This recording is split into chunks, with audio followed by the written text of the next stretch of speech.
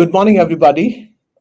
It's a pleasure and honor to bring to you the next episode of Talent Talks, and it's my honor to bring to you one of my mentors, who has handheld me into the space of human resources. Uh, Come and have a chat with all of us and talk about his ways of working, the way he's created a niche for himself, and the way he has impacted people in general. Uh, Joy, welcome to the show. I'm extremely delighted to be hosting and having a conversation with you. Thank you, Saurabh. Likewise, I'm quite excited about this, conversation this morning with you. And Joy, and as always, we've enjoyed conversations on diverse topics. Today I'm going to pick your brain on something which has been very very close to your heart, and something you've probably lived through the last close to 3 decades.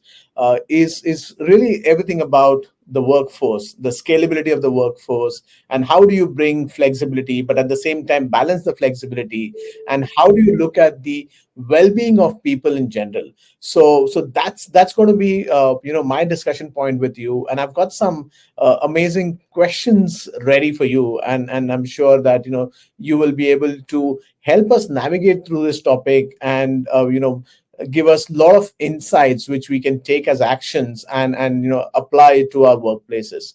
So to start with, why don't you tell us your thoughts about this topic of building a scalable workforce, and how do you balance flexibility and well-being in a ever-changing market? Thank you, Saurabh. I would like you to join this conversation as and when you think appropriate. Some of those top of the thoughts that comes to my mind, I will obviously put it out here. There are three key words that you used. One is, scalable or scalability. Second, obviously, is, flexibility. And the third one that you said about is, well-being. All of these things are in many ways not likely to coexist harmoniously, so to say. But as HR professionals, we need to help the world as we help ourselves to see a sort of perfect coexistence. We will get there, but before I do that, Saurabh, since you mentioned close to 3 decades of experience, I just thought it may be pertinent just to classify how did I spend, what was my own reflection as to what was this 25 plus, close to 30 years of, life that I lived as an HR practitioner. You would know, all of us, as we start our career, we go through a phase, and then that phase, I called it as a phase of exploration. And when I reflect over, I realized that, the maximum job changes that I did was during my first 10 years of career, so to say. I think I made as close as, 4 job changes. And I felt good about it today because, I realized I was exploring things those days, in the sense of, which is too natural and, too normal for anybody who gets into a job, right? And while I say this, I think, there is an important thing that all of us should realize. People who are, starting up their career as HR practitioners and as an employees, we should know they are exploring. And, if they take some quick decisions to do something differently, we should not be upset about it. Well, it is not that I knew this when I speak now. I knew this, 30 years ago, 28 years ago. No, that's not what I mean. The second phase is what I call it as, phase of consolidation. The sense of, probably having spent 8 to 10 years, then you start really taking stock of your strengths, things that you have seen as working well, and then obviously building confidence and all of those things. Then you start consolidating. Oh, I need to build on now. And that's, typically people spend another 5 years, some take a little longer time to get consolidated. And the third phase is what I call it as, maximizing. I believe, you belong to that phase of consolidating and maximizing at this point of time, trying to see, hey, I have a wealth of experience. I've been with a few organizations, big, large, medium, and then more than anything else, you grew up as an individual, looking at, life around lives of people that you have been responsible for. And then you want to really feel confident of, doing something bigger and better. So that's the phase of maximization. And the next phase is what I call it as, actualization. Now, the point is, I don't have a choice. I belong to that category purely because of the years that I've spent in the industry now. I'm trying to actualize in the sense of, a lot of things that you have gone through from experience perspective, from your own learning perspective, from the investments that you made, investments others made in you. You really need to actualize in the sense of, break free and raise the bar sort of, conversation, or remove the bar completely, and then see what can you achieve in life. So that's where I am. And, since this podcast would, of course, be watched and listened to by many others as well, thought of putting out a message as well here. See, this transition has to happen, and this movement has to be fairly seamless. You have to have a phase of exploration. You have to have a phase of consolidation. You have to have a phase of maximization and actualization for it to see the complete cycle. Some take long time, some take lesser time, but it's a beautiful cycle to go through. Chances are that some might not make it all the cycles, so to say. It's a little unfortunate. Some get unfortunately stuck with exploration phase alone until they retire, which is not a nice thing to do, but it so happens, and some make it faster. So that's something that I thought of, sharing it with you, because, you have seen me very closely. I've seen you very closely, how our careers and life have progressed over the last, number of years that we have been together, working together, and then obviously being in the fraternity together. Coming back to the topic, the three words, scalability. Everybody talks about this today. And, more than anybody else, human resource people talk about, we are wanting to build a scalable organization. Now, what does it mean to build a scalable organization? It's not so easy, right? Building it scalable, you build it, then obviously you look at, what you built is good enough. Should I be rebuilding it? And then obviously, does that mean I need to collapse things to build it again? So all of those random thoughts we go through. There are 4 or 5 or maybe 6 thoughts that I like to share, Saurabh, as part of, building a scalable organization in my limited understanding. In the first place, when you build a scalable organization, everybody needs to know the why. Why are you doing what you're doing is something that everybody needs to know. Otherwise, some might only be watching as to what are you trying to build here, by the way. And, some might think that, it's not yet time for me to contribute to building anything. So those are some things that necessitates, the need for people to know why. And if you have, addressed that answer of, why are we doing what we're doing, I think, a lot is achieved thereby, and most organizations struggle with it. And I'm not trying to say that they are necessarily bad. They're actually going through the real phase of building it up, the scalability aspect of it. Second thing is, right at the beginning itself, if you can bring in a culture of collaboration, nothing is achieved in isolation, so to say. I don't think any organization is looking at, any heroes or heroines to be made out of this whole exercise, right? Nor are there, Hercules to be honored, so to say. It's a collective effort, collaboration. How much can I bring in? How much can you bring in? How much can the other bring in? How much together can we make it is the way we should look at it. So building the culture of collaboration is an important aspect of scalability. Third thing is, of course, what I say, everything that we do has to have a sense of consensus around, overall. There are organizations, a group of people who have come together without knowing each other, but need to work together and know each other. So that's the beauty of the organization, right? So therefore, building a sort of consensus around, why do we need to do what we do? I think it's a very difficult task, because all of us think differently, and that's the beauty of the organization, but that's the need of the hour again, consensus. And the fourth thing probably is also to make sure that your leaders and managers are, absolutely involved and engaged in this whole thing. Because, they essentially drive a lot of things. A couple of folks with a real purpose and vision alone cannot, build a scalable organization. All leaders around, which you typically see as in anything between 10 to 15% of the organization, is what I generally classify as, leaders in the organization. Some call them as managers and differentiate between managers, leaders. For me, anybody who has got a responsibility of, taking stock of what others do, I call them as leaders. You are leading. You are not managing anything. And managing that way, in my language, is a slightly oppressive word. People don't need to be managed. They just need to be led and, given some sort of a direction. The other thing that I clearly say is, of course, in all these exhibits empathy and compassion. You may be a kind of an aggressive business leader in many ways, and you want to achieve and, probably be on top of the world, etc. But I think it makes a lot of sense to exhibit empathy and compassion all through the journey. At the end of the day, that's what people will remember. Hey, I really enjoyed, because I was taken good care of, paid attention to. Of course, monitor employee sentiments all through as to how are they liking it? Are they really liking? Is there a course correction required? And then how has the industry been doing some of these things? Don't forget the fact that, you need to figure out all by yourself. There's a lot of learning out there. And then, keep a watch on how the industry is. These are some thoughts, that I recollected, so to say, as I was preparing for this conversation with you this morning. as to what according to me might make a scalable organization.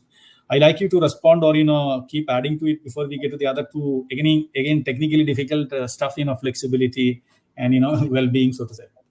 Sure. No, Joy. I mean, I really loved what you mentioned about, and it's a very holistic approach, and this kind of brings back a lot of great memories of having worked together and seen your way of working, and then probably getting inspired by those actions and thoughts and words.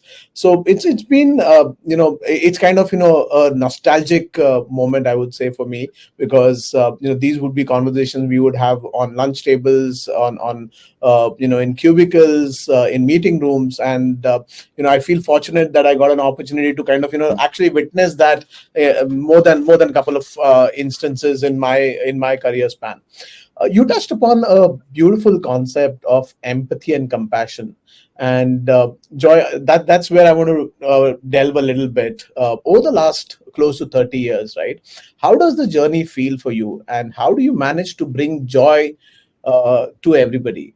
Being joy, how do you manage to bring joy, and how do you manage to keep that smile on and create that positivity? I mean, I think as viewers, we would love to understand that mantra as we delve further. Thank you, Saurabh. A lot of my thoughts and a lot of my beliefs have been shaped up by people around me as well. Don't forget that, and you are one of them who spend a lot of time, or rather, I spend a lot of time with you, and then questions, queries, and then how shall I say, some of those concerns, anxieties that got shared also contributed in shaping up some of these thoughts, that we share with each other today. Now, coming back to the aspect, I firmly believe there is no employee who has come on board with any organization without an invitation. And that's a very ordinary way of describing, or rather, go to the next level without a purpose. And the moment everybody in the organization is aware, hey, look, we have got somebody on board and they have come on board upon our invitation, and there is a purpose why we have invited them, I think, a lot of things are settled. Then it's a question of, you being excited about, you invited and they responded and they came on board with you. Now, how do you want to make good use of, the outcome that you have in mind for them to create for the organization and be excited about it, right? And all the more people like you and me who are leaders and human resource practitioners in the organization, I think we are duty bound to make sure that, we create that space for everybody and create that pleasantness for everybody and help people to find their space, etc. At some point of time, I would also probably towards the end of our conversation, we can share as to how should we be looking at our life and our what we do. Do you want to call it as a job? Do you want to call it as a career? All of those things we can talk about. So for me, it's an excitement because I invited somebody, and I had a purpose when I invited somebody. I'm very so happy somebody responded and came on board, and I want to celebrate all through. That's the reason. No, Joy, this is so insightful, right? I mean, we are not pushing the responsibility to someone else, but actually we are taking the ownership ourselves. So this is like action more than words. That we are being excited about extending an invitation for someone to join the journey, and then really being happy about it. And there's lot to kind of take away from this, right? Because then the entire perspective changes of how do you look at a task in hand, and then how do you look at it as a career space than a job, because then the entire dynamics changes, because then it is not that, oh, why am I supposed to do this, to actually I'm supposed to do this. So the perspective changes in that, right? So with that thought, I think, Joy, it's the right time for you to bring in some of your key learnings, working with different organizations, and probably if you also want to touch upon the new role. I mean, I'm aware about you moving on to another exciting journey as part of your space, but I think the viewers would love to know the kind of organizations you've worked in, the kind of key learnings you've had, and what is the new assignment all about, and why are you so excited? Absolutely. And part of the answer to the question will also be addressing the two keywords that you posed at me right at the beginning in terms of the flexibility and the wellness well-being portion. So let me try to answer the question by picking up and trying to answer the first piece of flexibility. I think the whole world went through a phase of big time realization and reconciliation with respect to how lives are. I'm referring to the so-called pandemic times when we were all put to reflect over what does life mean, what does workplace mean, what does career mean, all of those things, right? And the biggest outcome of all of these things today is nothing but we realized we need to be flexible, and we need to be flexible. And I went to the extent of making statements in similar forums saying, hey, future is flexible. Future is flexible, and if you don't get it, that future is flexible, starting with yourself, you beginning to look at things with a sense of flexibility, you are going to be seen as an inflexible person, right? Not many are going to like it. And apply that from the way you think about, the way you launch things, to the way you want to drive things, etc. Be flexible. So future is flexible. And now let's come to the context of flexibility that we are talking about, which is in the space of talent. Every organization, the single most thing that they are concerned, excited, worried about is nothing but the type of talent that they have on board. And all of us have grown up talking about and debating on this topic of the war for talent. And for me, the war for talent is over. It was over long ago, and talent has won the war. And people like you and me don't like to accept it. Talent has won the war, and we keep debating. That's not the story, etc. So talent has won the war for sure. Now, if talent has won the war, and one of those things that we need to realize is talent needs flexibility. So there is no question at all about we being flexible about things. So not many who listen to this podcast may agree with the views that you and I are debating here. But fact of the matter is, please be prepared to accept future as flexible is the observation that I wanted to share with you. And I have gone through that phase and transformation in my own life, so to say. I was pretty strong and opinionated about several things in my personal life and in the career, which means people with whom I used to work and people whom I used to lead, etc. Today I have become far more flexible in the sense of I realize that is the need of the hour. Please understand, please be inclusive, and then please be accommodative of things. So that's the biggest transition that has happened over the years. Obviously being part of young workplaces, when I say young workplaces, people with young mind is where I worked. You and I worked together, obviously, sometime with the biggest business group in India, Tata Group. Sometime we spent time, and then obviously moved on to Capita, which is an IT service provider, and you came on board as my successor eventually. We shaped up a lot of good things there. And then obviously I moved on to look at what next in life and career. Joined a beautiful organization by name CDK Global. I spent the longest tenure with them. Had a lot of good things to learn from and contribute, and an absolutely open workplace in many ways. That helped them to shape them up as a leading workplace today, certified great places to work. And then came an opportunity, which is my current organization, OpenGov. You see, I wear a OpenGov t-shirt today with high sense of pride. We are a fast emerging name in the market today. Startup in many ways, but matured in several other ways, quite advanced in our thinking as to what we need to do, how we need to shape up the workplace, etc. And the reason why I joined this place is, like I said, I belong to the actualization phase. And I see an opportunity to contribute to building things or transforming things. And I would think I've been privileged. It has been a sort of, providential blessing in many ways for me to get this opportunity, wherein I can look at, actualizing myself in many ways by contributing to this organization's growth. So that's where it is, Saurabh. So Joy, that kind of maneuvers me to another interesting element, right? You've worked through different organizations. What has been those 2 or 3 key elements when you made a decision that, okay, now this is the next destination for me in my career? So how did you look at those opportunities which came your way? Because as budding HR professionals, I would still want to call myself that. We would really want to understand how did you make those decisions? Because I've seen the organizations you have worked for, and how did you transform them from organizations to great place to work. So, would love to understand, how did you make those decisions? What did you see in those opportunities, and how did you go about it? Very difficult question to answer. May not be very convincing to our listeners as well, but let me make an attempt as to what sort of, thinking I went through every time I made a job change. Point is, every workplace that you choose with an excitement and with a set of expectation as to, hey, this is what I want to achieve. If you go through a lot of the exit interviews, including probably yours and mine, at some point of time, we may realize we may have written something called as, I'm leaving for better prospects. And now the point is, have you ever defined what is that better prospects for you? Is it that you want to do something at the next level, or is it something that you want to do it in a very different fashion because you have learning of what you have done in the past, which probably didn't go well, all of those things, right? So typically I go with that mindset. Yeah, the next change that I'm going to make, there are a few things that I like to do things differently. And, I tell myself, hey, look, everything requires time, both your organization and you need time. And so therefore I look at something like, little around 5 years is what I look at it as. That's what you see I've been spending with every organization.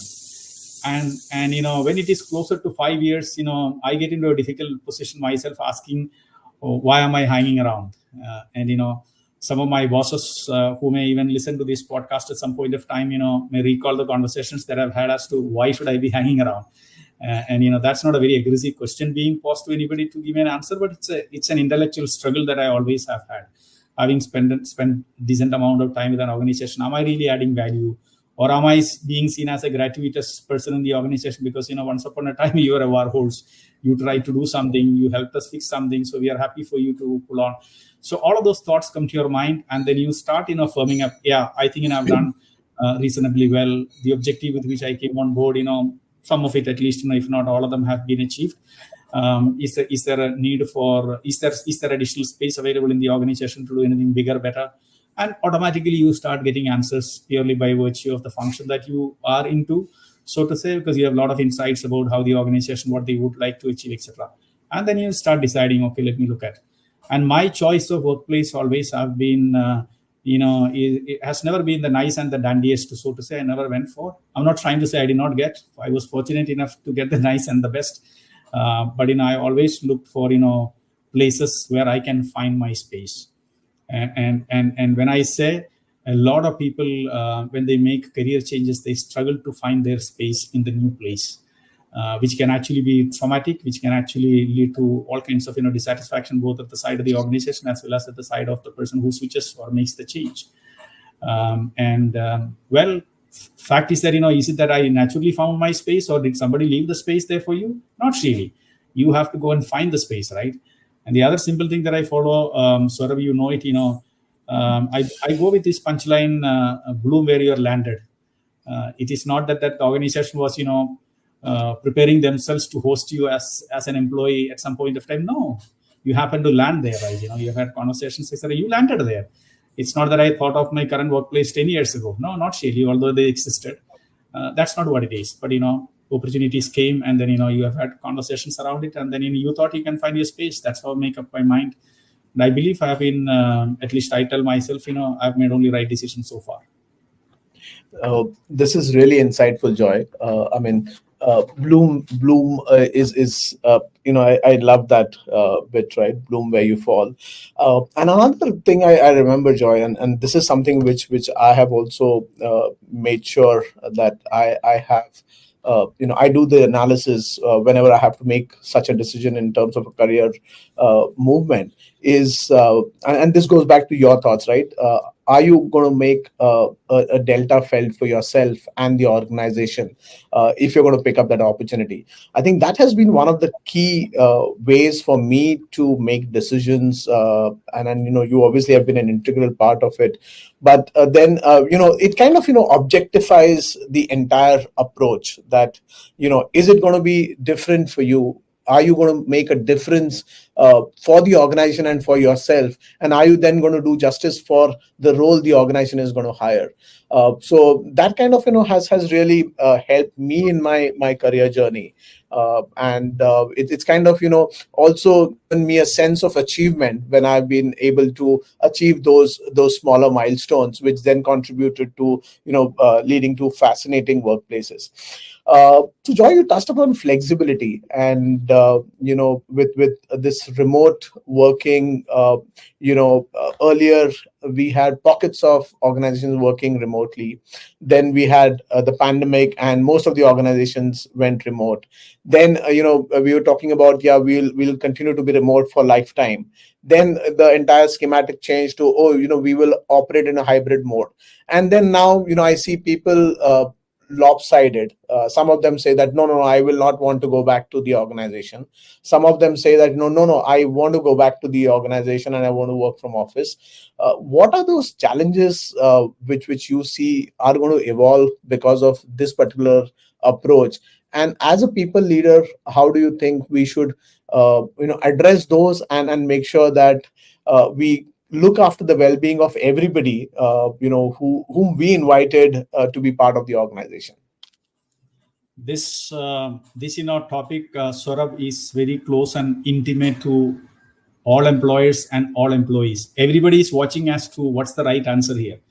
And you and I will have either followers or critics for the views that we exchange over here. But fact is, you covered the three phases in this particular topic, or three phases of this particular topic, wherein there was a strong school of thinking at some point of time. Then we switched over to the next school of thinking, and we currently are in the third school of thinking. Like I said, I already mentioned, future is flexible. I think that answers a lot of the questions that you have asked. We need to approach this situation that we need to deal with, that mindset of, hey, I need to be flexible. We need to be flexible. Now, what is the right definition of flexibility? I don't know. People sometimes, they stretch it to the other extreme of, allow me to do what I want is flexibility.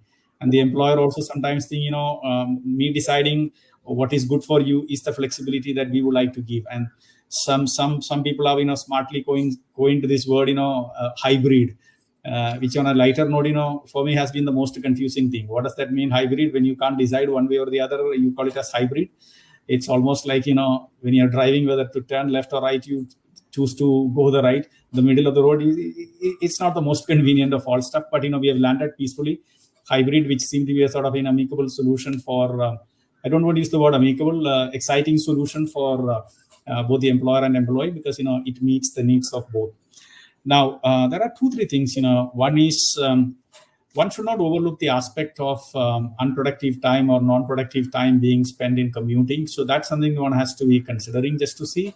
Second thing is, a lot of organizations will have, of course, by nature of, being multinational, overlaps with their, other offices, satellite offices across the globe. So the need for either early morning hours or late evening hours is something that has to be considered as well. And at the end of the day, while work gives us the identity, defines us as an individual, I think, we work to live fundamentally. So therefore that, life integration aspect of work is something that has to be paid attention to.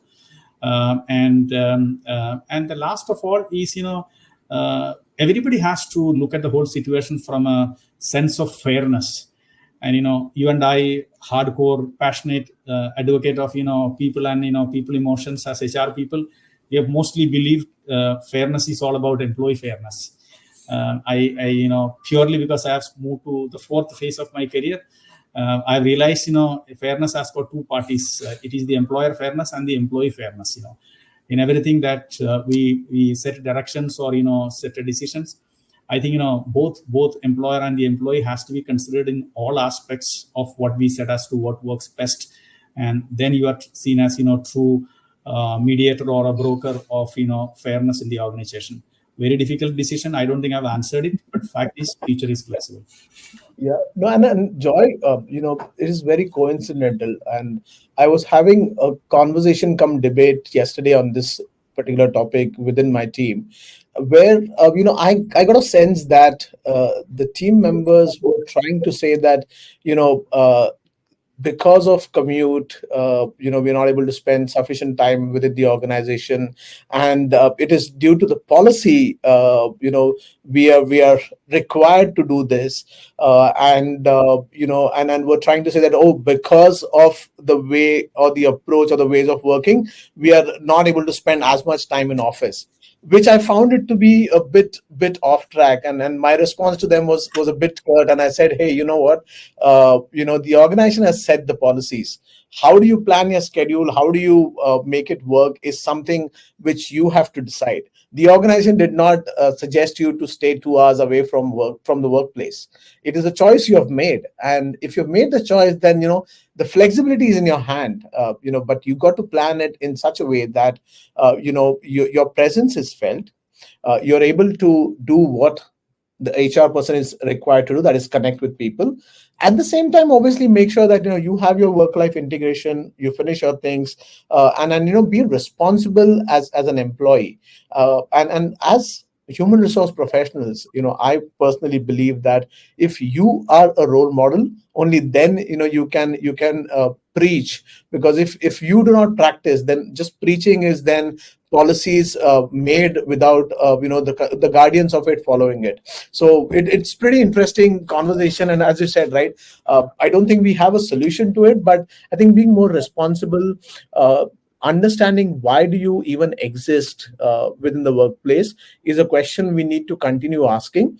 And do we have the moral authority to question, to go back to employees to tell them, hey, this is the way of working. I think introspection is the key here. Is what I would say, Joy. Absolutely, I completely agree. Young as you are in your career as an HR person, you are wanting to be a little more aggressive about some of these decisions because you personally feel convinced about it, which is a great quality. What you feel personally convinced about, you should be willing to witness it as well. So that's great. I'm completely aligned with you in the thought process that we have to have clarity and direction set for ourselves and for the organization. I think the key over here is enable people to take the right decision and help them to own their own decision. Many employees would like the organizations to tell them as to what the decision is. I for one, I said, the organization will only create the environment, will only enable you and empower you, but you need to take the decision. So that's where I am. And obviously, if your decisions are not in line with the organization beliefs, then we will have a conversation and then help you clear it out. That's where I am. And the other thing, pretty related to it, is also something that I've been thinking about. I don't know. I haven't come across a lot of articles or thought leadership material on the impact of permanent remote working on somebody's career.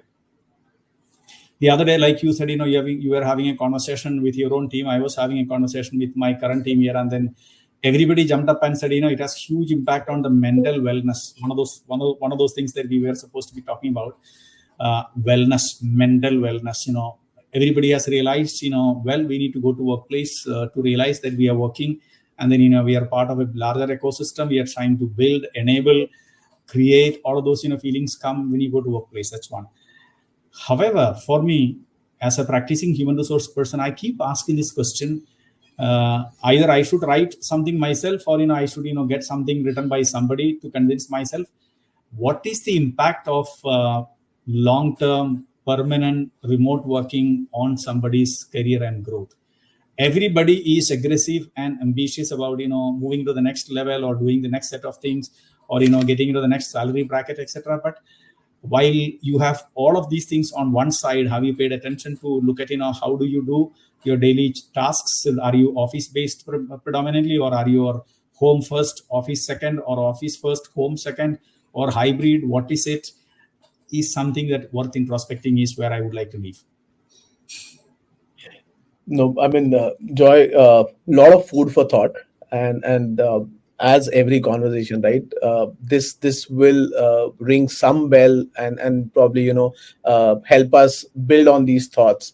I come to the probably the latter part of the conversation, which is again one of the important aspects of the journey you've had is. How have you looked at scaling up and scaling down of the organizations?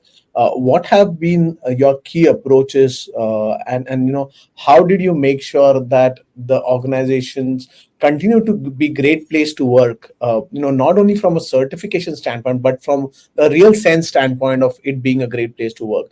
I think it'll be lovely to hear those thoughts of your approach.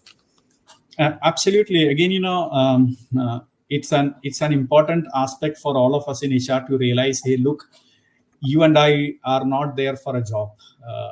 Obviously, job is something that anybody can do. We should not be looking at what we do as a set of activities to be completed by end of the day, commonly called as my job. I think we are there for a purpose, and I like to further qualify it by saying, hey, you and I have taken up what we do today mostly because of a calling we have in life. And I take immense pride in saying that we probably are the only function wherein we can make a bold statement by saying we touch lives of people. We touch lives of people during good times and bad times, so to say.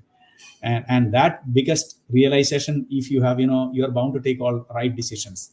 Now, of course, in my career, I've had situations of, excitement in the sense of, I've been building up, ramping up, growing up. I've also have had situations, wherein you had to look at a kind of, transformation within the organization, which would have meant, certain decisions are not very popular, certain decisions are not seen to be employee friendly, etc. But the intent with which you take these decisions and the clarity with which you communicate and the way you deal with, emotions of people around, I think, every decision becomes a positive decision. And I've been so very fortunate that, I never have had any tough or difficult situations from our employees at any point of time on any of these decisions that had an impact on, anybody, either individually or, for a group of people, purely because, I think, we believe or I believe in, communicating with as much clarity and then taking them along as to what is the rationale behind this decision. And I've always seen them aligning and then obviously accepting and then obviously being excited about what needs to be done. I think the last thing that we must be careful about is, ignoring the employee sentiments and acknowledging employee sentiments do not come at a huge cost for the organization. It could be a very simple need. Can you assure me a little more extended care and concern and security with respect to my life and that of my family? Very simple expectation. And for an employer, it's not too difficult to go over and beyond, but the impact it creates on the minds of people is huge. And I have personally experienced it, and I felt confident every time. No, I mean, absolutely, Joy. And, my 2 cents on this is, one is, you got to be very clinical about the approach and have a very, very assertive thought process and the way you would want to execute this particular bit, right? That is one. And second, which I profoundly believe in, that people will always remember how did you treat them.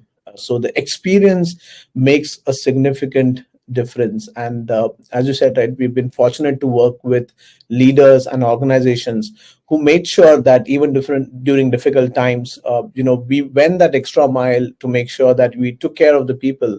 And I think those are the reasons we still cherish those bonds with those individuals who unfortunately went through challenging phases in our organizations, but then they obviously knew that this is nothing personal, this is an organization decision. But then we as human resources professionals and our teams made sure that we took care of them to the maximum possible extent to make sure that at least that journey was clinical, was supported, and they felt that they were required through the entire journey. So those are my 2 cents, Joy, which I could not resist to share.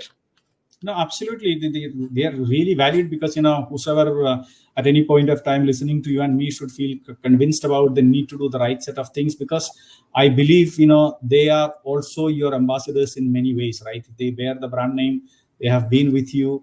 And then, if you have not taken them through those, transformational or difficult phases, if at all, then they would not feel great about, right? They need to stand up for you, they need to speak up for you, so therefore they need to do it. I think it's an imperative in many ways.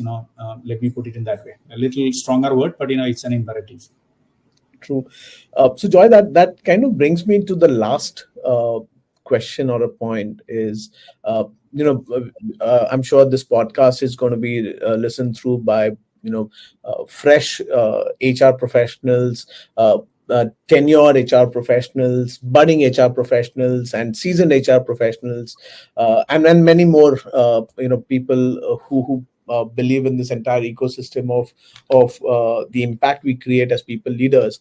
What is your advice to all of us in terms of how should we look at our careers? How should we look at the roles we play, and how should we look at life in general? So, if you could kind of give us that spectrum of your thoughts.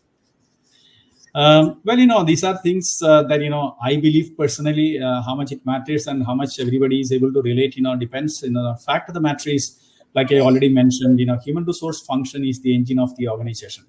The engine has to be buzzing every time. And, it can never be seen as, it got rusted or it's not functional. And that's the last impression that, should create about the function at large, so to say. Second thing is, every HR person who gets into should know that they are responding to a calling in life to touch the lives of people. If they are getting into this to find a job and to build a career, etc., I think they are probably following a wrong direction. All of these things will happen. All of these things will happen and should happen. I meant to say one should have a kind of safe, secure, solid job, should have a kind of steady growth from a career. But you are not there to nurture these things fundamentally. You are there essentially because you have been called upon to touch the lives of people by taking the right set of decisions, launching the right set of initiatives, and then advising the right set of things to the leaders and people around. So that is the way one should look at it as. To that extent, if you look at if that is what you are called upon to do, you are already a leader. Doesn't matter whether you are new in career or you are an established person in career, whether you are at a leadership level formally in your organization. As an HR person, from day one, you are a leader. And well, let me also excite them a little more by using a word. You are a celebrity as well in many ways, because people look up to you.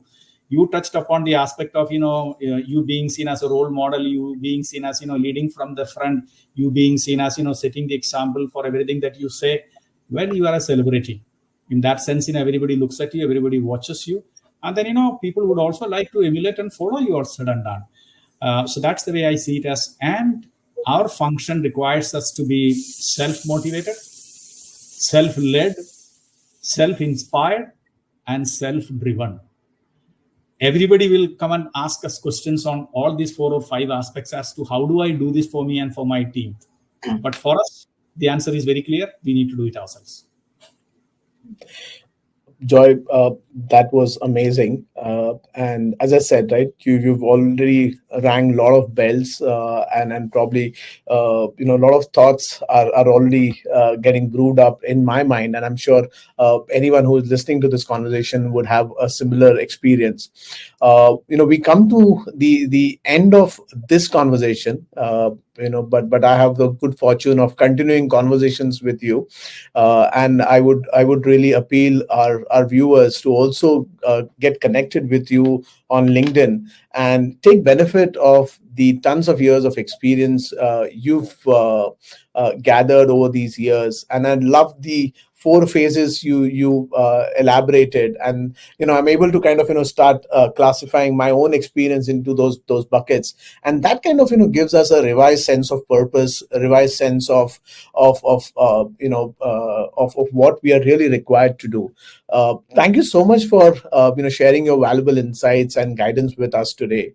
Your wisdom, as always, will undoubtedly inspire and empower a lot of our listeners, the way it's inspired me through this journey, to take bold steps in their journey and really create that celebration for themselves and the organization they work for.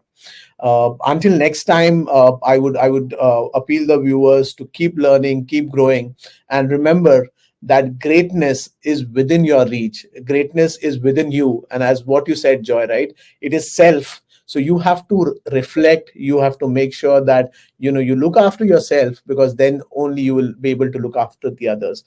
Thank you so much, Joy. It was pleasure hosting you, having a conversation with you, listening to your thoughts, and really getting inspired once again as part of this amazing conversation. Thank you. Thank you, Saurabh. Thank you, Talent Talks, and then MentorCard, who creates this sort of a platform for people to talk to each other and listen from each other. Great. All the best.